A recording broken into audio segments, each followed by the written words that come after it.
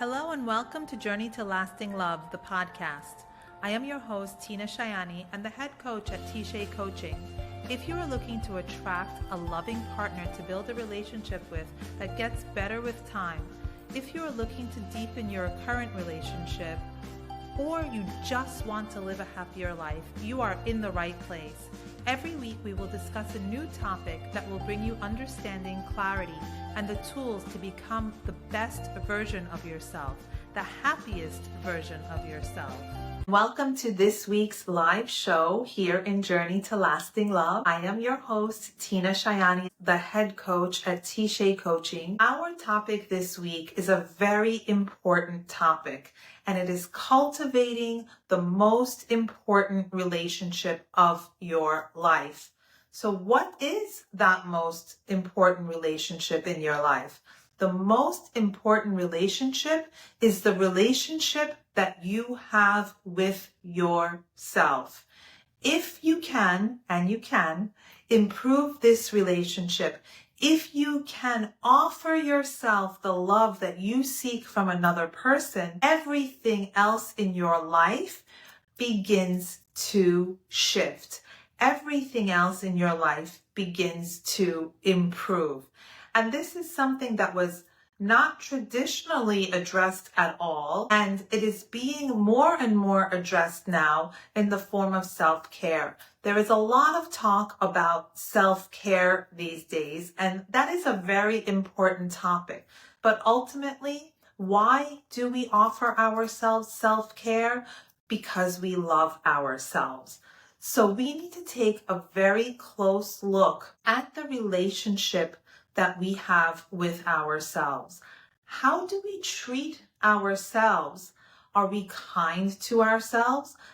There are so many people that walk around the earth and they have self-loathing. And it is so sad to see because it is a complete and utter waste of energy. It is a complete and utter waste of energy. Where this self-loathing comes from is somewhat of a mystery, and it's also different from person to person. Some people develop this feeling of I hate to use the word, but hatred, or even a mild dislike. Hatred is an extreme, self-loathing is an extreme, but even a mild dislike can really be damaging.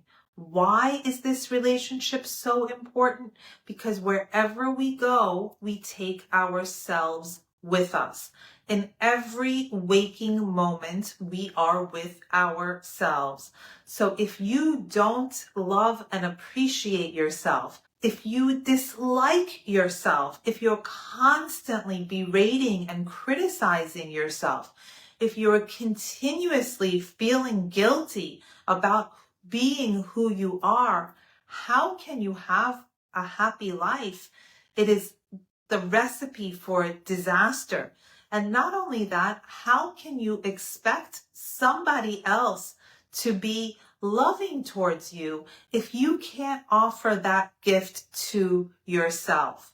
The thing about it is that most of this goes on without us ever knowing what's happening, without us ever understanding that this is the underlying root cause of all of our life's difficulties. Yes, I said that. This relationship with ourselves can make or break us in life. Why? Because if we have a positive self-image, we are more likely to go out into the world with confidence. If we have a negative self-image, it is so hard. It is so hard to expect success when you put yourself out into the world. It is so much easier to anticipate disaster. Why?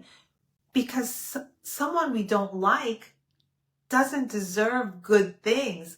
And I hear this after some of sessions with a person that ultimately the issue is not their environment or their finances or the people that they've met or their job. Ultimately, the core issue is that they don't feel that they deserve good things.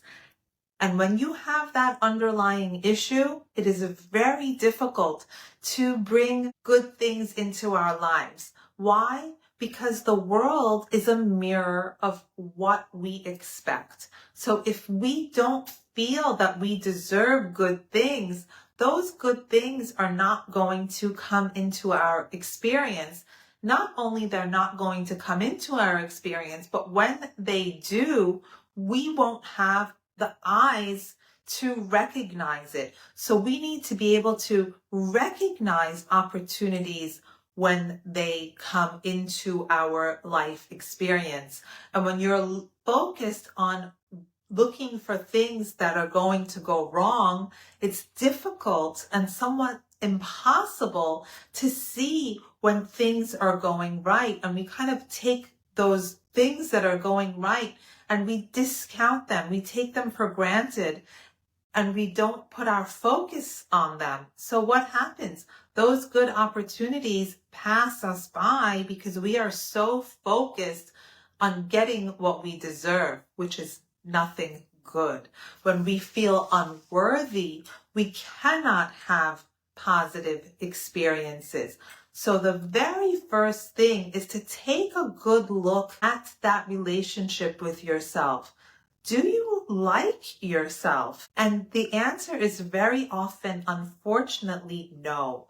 But once we know, once we understand the importance of that relationship, and we have the understanding that we do have this dislike for ourselves, at that moment, we can take a step back and look at our lives with a clearer understanding. Look at our expectations of ourselves with a clearer understanding. One of the things that leads us to disliking ourselves and this kind of attitude of self-loathing is when we compare ourselves to other people. Look what she's doing. Look what he has accomplished. And that is a very, very easy mistake to make, but it's also a very big mistake.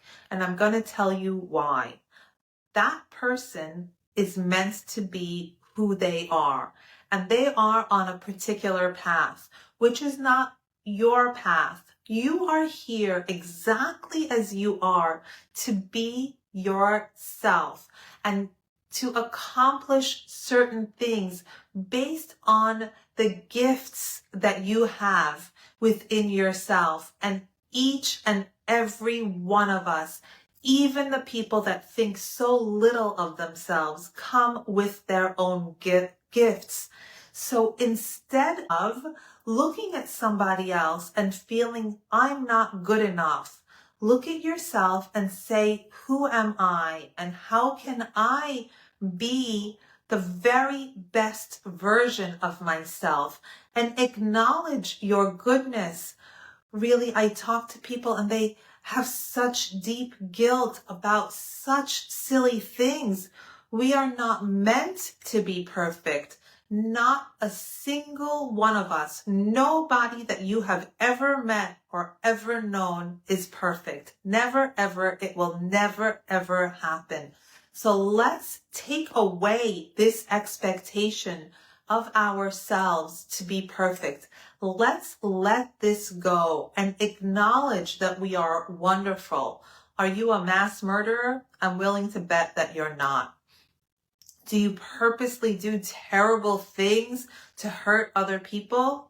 I'm willing to bet that you don't. We are all at our core good. And if we can acknowledge this goodness and kind of give ourselves a hug and say, I love you. You deserve good things. And why do you deserve good things? Just for the simple fact that you exist. Not because you're perfect, not because you're gorgeous, not because you have the most beautiful face or you're a genius and you are working to solve world hunger, or you found the cure to cancer. None of these things are what we are looking for. We are worthy just because we exist. And if we can let go of this expectation of ourselves to be perfect, to be like other people, our lives can change. How can we possibly give love to another person if we cannot give it to ourselves? So what happens as a person who has this feeling of lack, and every single one of us has it to one degree or another. It's a lifelong battle, and the battle begins with awareness. It's not even, I don't want to use the word battle. It's like a darkness that lives inside of us.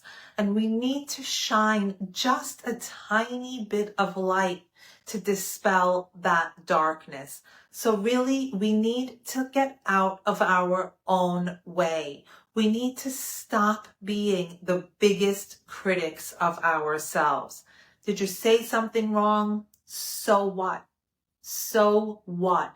There is not a single human being on this earth that has not said the wrong thing in the wrong place at the wrong time. Every single one of us, me, you, and everyone else. So we need to let it go. And if we make a mistake, say it's okay. Everyone makes mistakes, and I love you anyway. Think about the people that you love in your life. Are you willing, and do you regularly forgive them for their missteps and love them anyway? It's a normal part of being a human being. A human being by nature makes mistakes, says the wrong thing. That doesn't make us evil. Nobody's life is perfect. Nobody's life is perfect. So what can we do to look at our own selves and say, wow, I did this pretty good. I did this very well. I made this other person feel better. I was there for a friend. I was there for someone online. I made another human being feel better. And that is our goal in life, is to feel better. Why do we do the things that we do? Because we want to feel good. But we have to also understand that feeling good is our right. It is not something that is only for a select group of people. By being a human being born on earth, you have the birthright to feel good. It is your right. It's not a privilege. You deserve it. But until that day that you feel that you deserve it, you are going to do things and say things to yourself and other people that sabotage your growth. And it seems so ridiculous, but there is more truth in there than you can ever really understand. Why? Because we hold ourselves back. The biggest obstacle to our success, and when I say success, I mean to being happy, to being joyful, to being kind and loving to ourselves, is us. We are the greatest obstacle. We hold ourselves back because the subconscious mind is a very funny thing. If we have this feeling of unworthiness, of self-dislike, our subconscious mind is there to try and prove itself right. So if you have this feeling that you're unworthy, your internal world repels things that make you worthy, repels the good, because it's trying to prove itself right. It is very resistant to change. But once we know that this is the mechanism that is at work, then we can start to speak to ourselves and about ourselves in a different way. We can begin to speak to ourselves with kindness. We can begin to look at ourselves and look for the good within yourself. What good things are you doing? And don't focus solely on the mistakes that you've made, the missteps that you've taken. It's normal. Everybody does it. So let's take that shift. And have you ever been somewhere that you said the wrong thing, or you were afraid that you said the wrong thing? So you lay in bed at night and you think about the thing that you said and the reaction of the people around you, and you think, oh my God, this is terrible. They're going to hate me. They're going to think that I'm stupid. They're going to think this and that.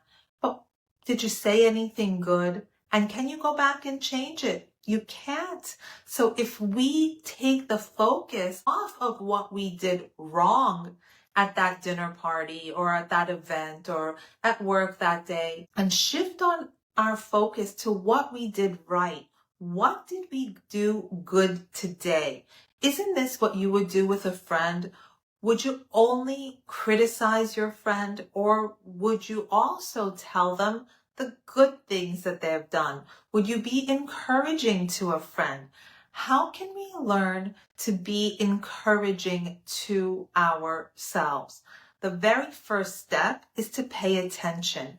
Pay attention to your repeated thought patterns and say, is this helping me? Is this making my life better? Or is it causing me to retreat from the world? Is it causing me to be fearful of encounters with other people? Is it causing me to stop going out and trying? And very often the answer is yes. And it's not something that's going to change in an hour or a day or a week or a month. This is a progress that is a lifelong progress. And it's something that we need to chip away at. Little by little, little by little, we need to begin to offer ourselves the love that we seek from another person. And the more filled up we are, the better we will be able to have a relationship with other people, be it a romantic relationship or just simply a friendship. Because when you are full inside, you are not looking for validation from another person. So what very often happens when we don't love ourselves, when we feel this dislike for ourselves, when our relationship with ourselves is an abusive relationship, we look outside of ourselves for validation. We are desperately looking out into the world for someone to tell us, you are worthy, you are special, you are lovable. And very often, when we are coming from this place of insecurity, if we were to meet someone that were to offer us all of those things, we would discount it. We wouldn't even listen. But if we were to listen, look at what has happened in this situation.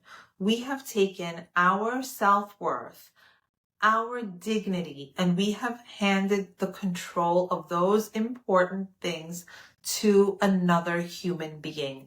And we become desperately dependent on that other person because the validation that they have given us, the love that they have given us, they can take away at any moment in time. How scary is that? So do you want to put your control of your love and self-worth and dignity in the hands of another human being? Or is this something that you must be in control of for yourself? This is such an important thing. How can we work to love ourselves more? The very first step is to recognize the importance of this internal relationship, this relationship within ourselves. So recognize how important it is. Look at the quality of your relationship. Is it in fact an abusive relationship? Is it a loving relationship? Can it be better? It can always be better. We can always do more to fill ourselves up and to love ourselves more. How can we be loved by someone else if we don't love ourselves? If we in our core believe that we are not worthy of love, how is someone else going to fill that up? It's a very tall order, and it is one that is destined to fail.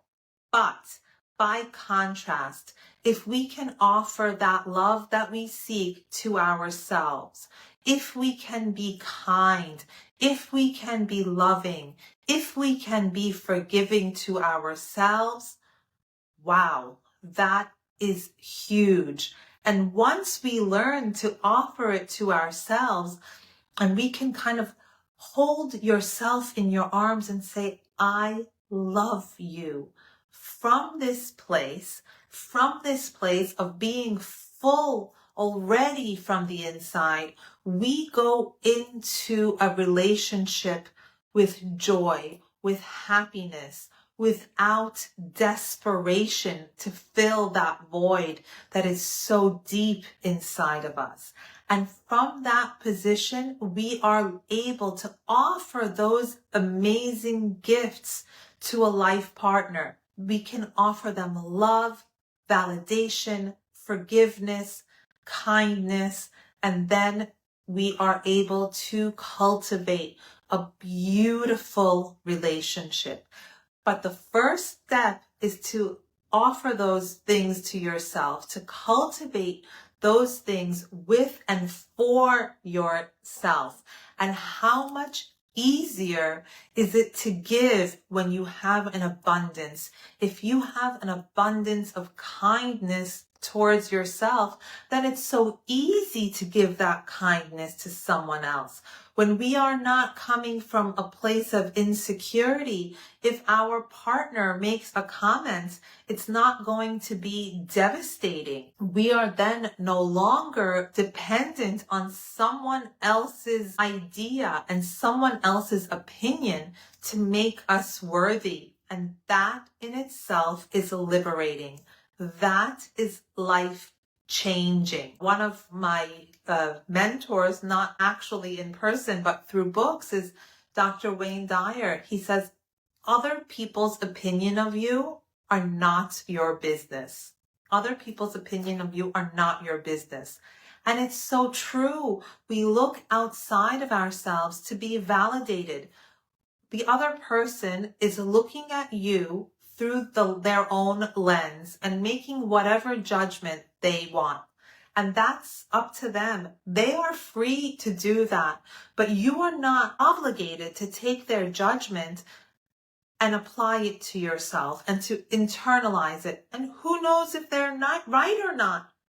Maybe they are and maybe they're not, but you don't have to accept it. You don't have to accept somebody else's opinion as your truth. And if you make a mistake, forgive yourself. It's okay. It's not the end of the world. And love yourself despite your flaws.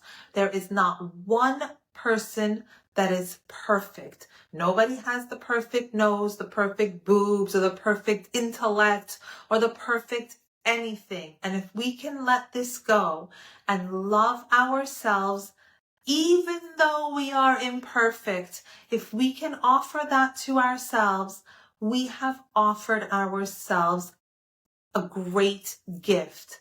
And from that place, we are then able to offer that to other people. We can give that same acceptance and loving kindness to our friends, to our children if we have, to our co-workers, and then ultimately to a life partner.